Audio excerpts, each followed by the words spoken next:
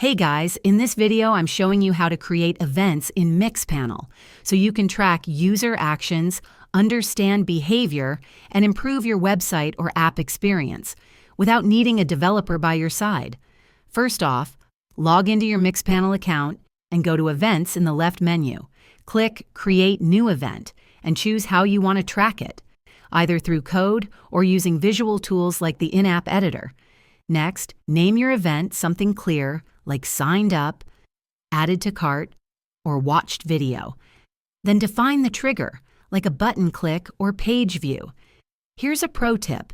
Use properties to add more details, like what product was added or which plan someone signed up for. It gives you deeper insights when analyzing data.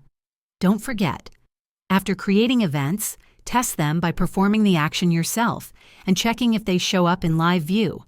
Also, group related events into funnels or trends to see how users move through your app or site. Should tracking events feel confusing? Not anymore. Now you've got full control over what matters most to your business.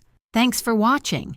If this helped you out, hit that like button and let me know. What should we cover next?